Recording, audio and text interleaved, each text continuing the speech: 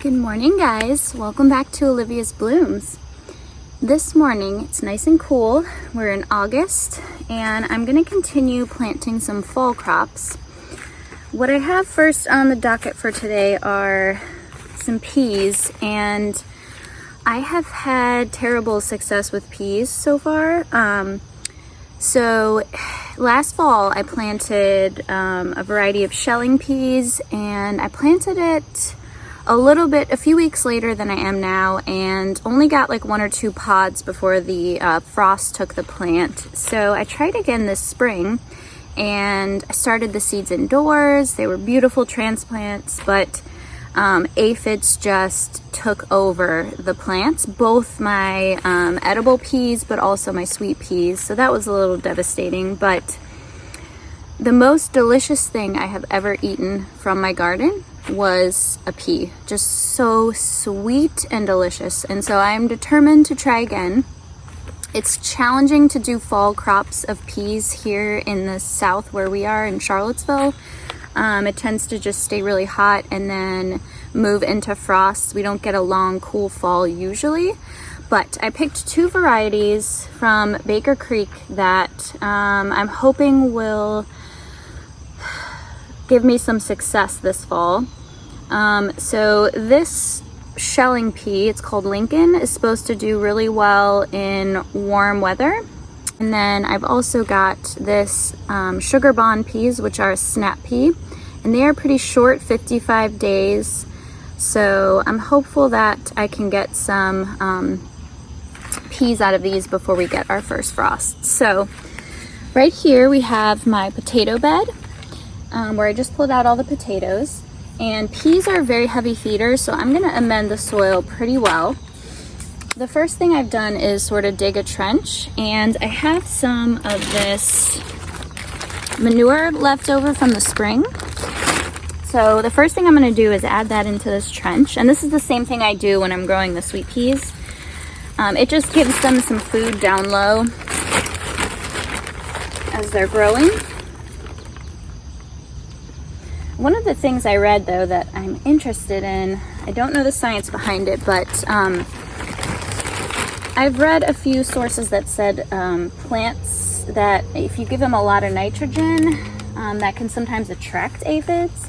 I don't know if that's the case. I'd be interested to know if anyone else has heard that or experienced that, but I'm still going to amend the soil pretty well because these potatoes probably took a lot of the nutrition out. And I'm also going to plant them right next to this trellis. Even though both of these are shorter varieties, they both say that you get better yields if you trellis them. So I will, once they get tall enough, I will put them up on this trellis right here. All right, now I'm going to push the soil back over where I had dug that trench. I'm going to add a little more compost on the top.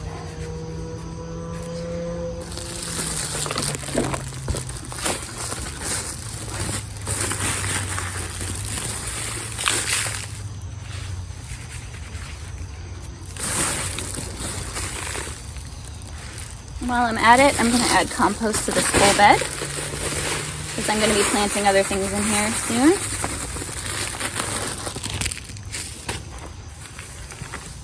And you can see I've pushed the straw to the side that I had mulched over the potatoes. I'm going to leave that off until the peas are up, and then I probably will push the straw back over their roots just to keep them nice and cool because they do prefer cool weather, and it can still be pretty hot here in August and September. The last thing I'm going to do is throw in some Biotone starter fertilizer. This is the Espoma Organic granular fertilizer that I like to use when I'm starting all of my seeds and plants.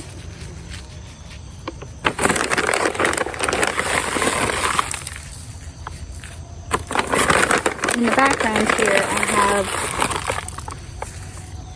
a mini pumpkin growing. I'm hoping to use that for decorating in the fall. Also a very heavy feeder, and another reason why I'm just going to put some extra amendments in the soil.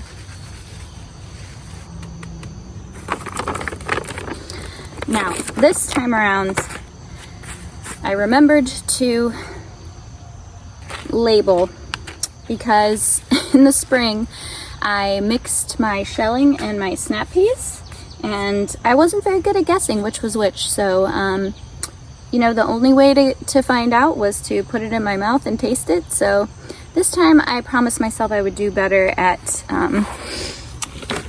labeling which peas are which. I'm also not going to plant them intermingled, which will help. So right here, I'm going to put my shelling peas, my Lincoln peas. And these say plant 1 inch deep, 4 inches apart. So I'm going to plant 2 every 4 inches just to guarantee that I get some.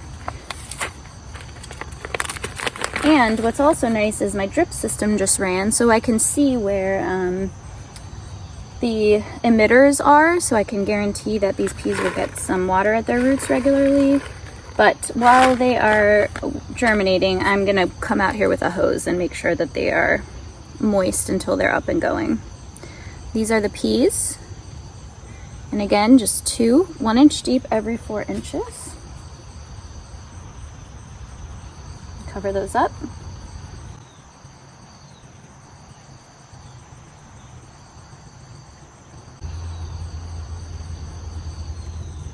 And I'm only going to do 1 row here.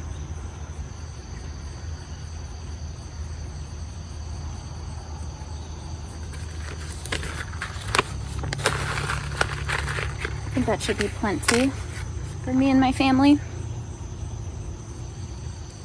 All right. Now I'm going to another spot to plant the snap peas. Okay, so here we are in the next part of the garden that I'm going to be planting some peas in. And this is where, on this side I had my ornamental and sweet corn. And on this side I had some cucumber vines that I just had to pull out.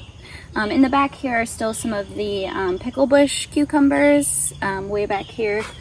But what I did is I put the trellis right in the middle of both these beds. And I put it this way because that's the way the drip line is running.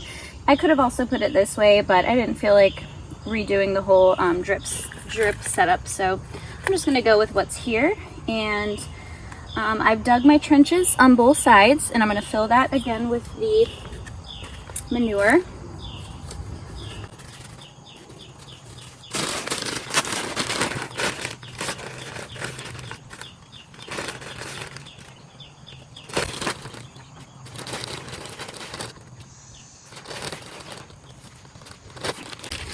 I'm going to add the compost on top of that after I push the soil back over.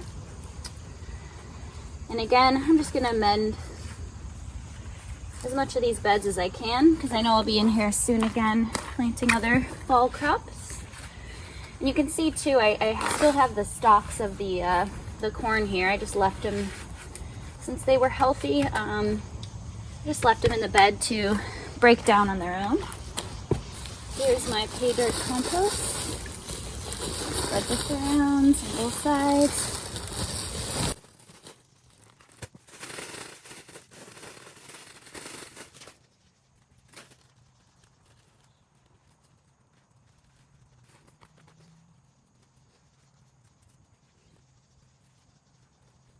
All right.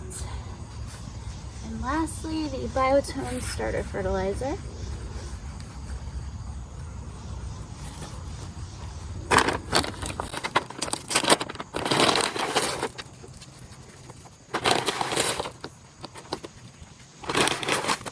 What I like about amending the whole beds too is it's a good start for my fall crops, but I'm also sort of doing a mid-season fertilizing of my summer crops, which doesn't hurt.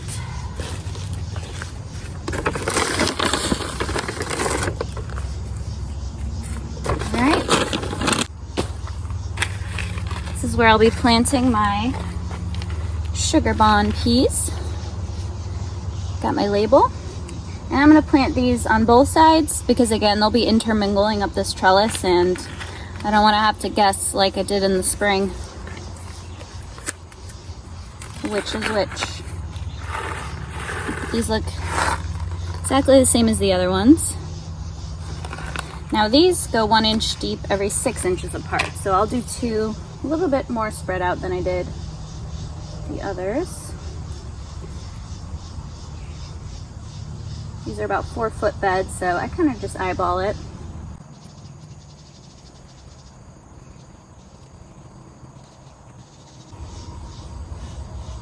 If you want to get super technical with your garden, you can get out your ruler.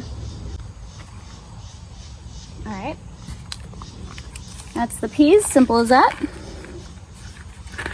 Now I'm going to do another crop of my beets.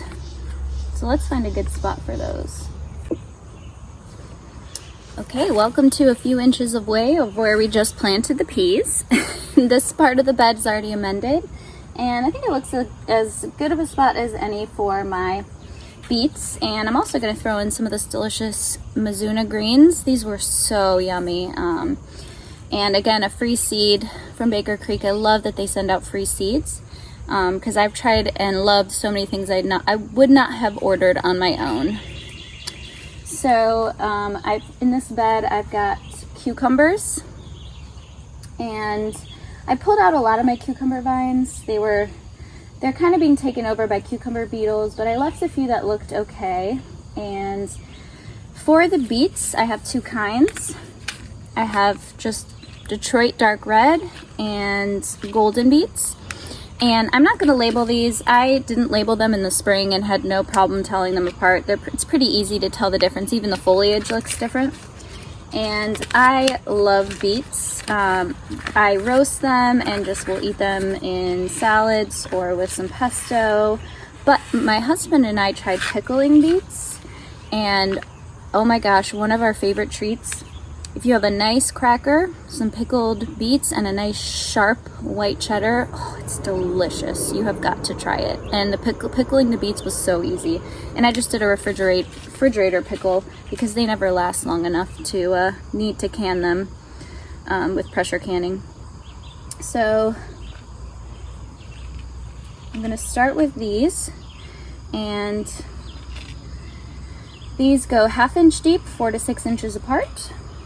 And I'm just gonna do a couple rows to start. I'm gonna do it back here, and I'm just gonna make a line. Excuse me, cucumber. Now, if you wanna get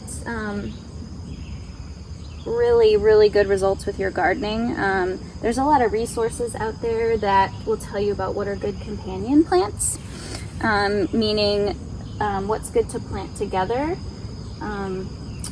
For a variety of reasons, some of which could be, if you've got a nitrogen fixer and a plant that needs a lot of nitrogen and you plant them together, they might balance each other well in terms of nutritional needs, but also just some that kind of repel insects.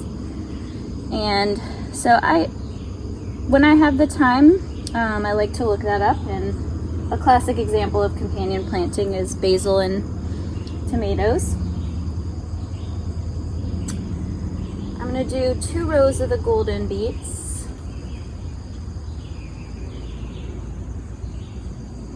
And I'm planting 2 seeds it's probably about 5 or 6 inches apart. You could go thicker than that and thin them, but I'm trying to save myself some time having to thin later.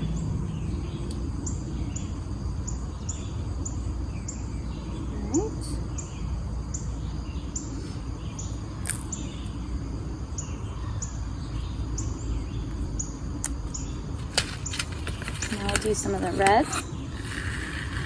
Do 2 rows of the red.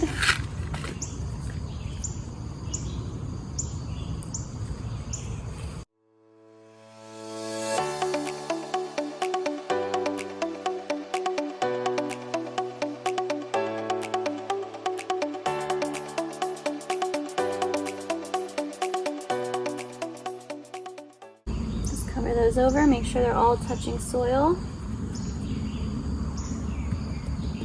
And then last thing for today is I'm going to plant some of this Mizuna. I think I'll go ahead and plant it right here since this bed is already amended.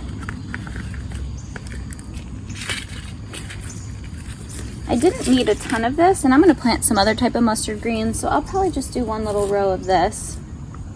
These go 1/4 of an inch deep, about 8 inches apart. So I'm going to do one row of those right here. And I think a few plants of these will go far. And here's what mustard seeds look like.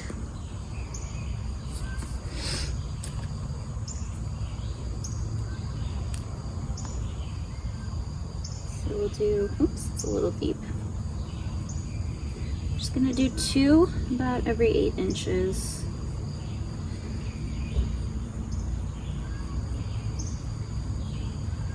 Not cover them up too much. This says only 1/4 of an inch. And as a rule of thumb, you want to go about, I think it's twice as deep as the seed is wide. If you're not sure and you don't have good instructions.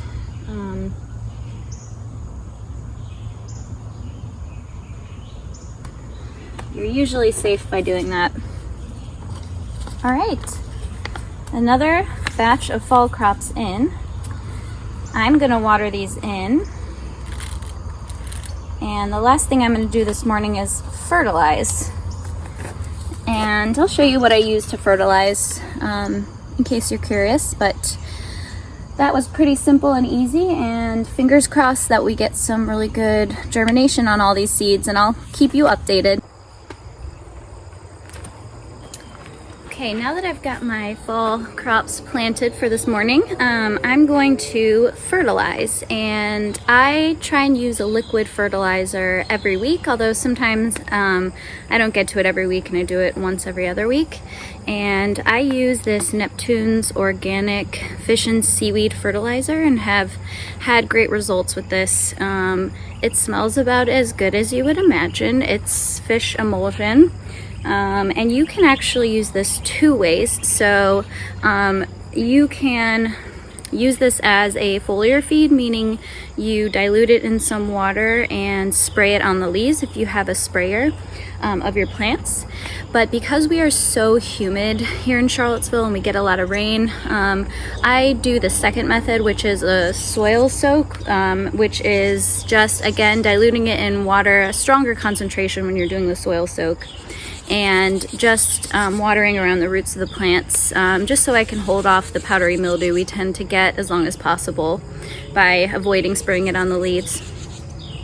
Also, what I use when I fertilize, as long as I have it, is I use the water from my rain barrel here, and interestingly, plants actually prefer rainwater to hose water, and I don't know the exact science behind it, but probably has to do with some of the chemicals that might be in your hose or your normal water.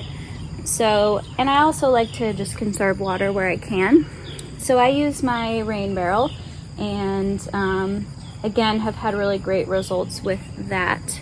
So what I do is I use, the directions say to pour about 1 ounce. I have a 2-gallon watering can here, and so that's the concentration I do. I used to measure, but now I just eyeball it. I kind of have a sense of what 1 ounce is, but you can certainly measure if you want to be absolutely sure. And I go around and I fertilize almost everything in our garden with very few exceptions. So I won't fertilize sedum. They don't tend to like being fertilized. I won't fertilize my carrots either, because if they have too much nitrogen, they can focus more on growing foliage versus their strong roots that you want to eat. And I also probably won't fertilize sunflowers. They don't really need it. They're such a quick growing crop. So, but everything else I pretty much fertilize with this.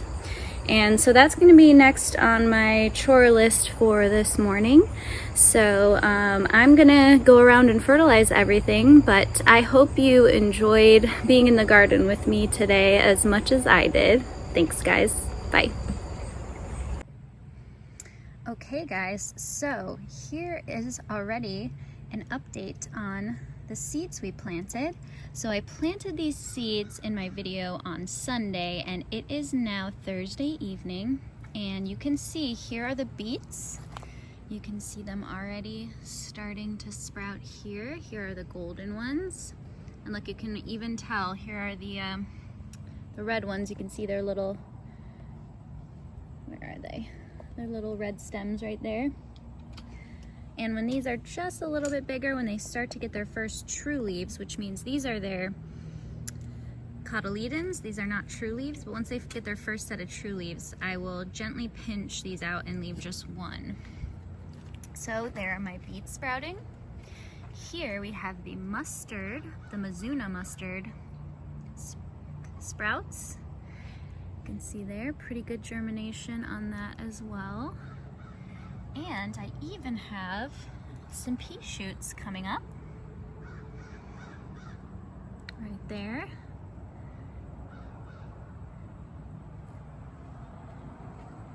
And on this side, very hard to see unless you're close up.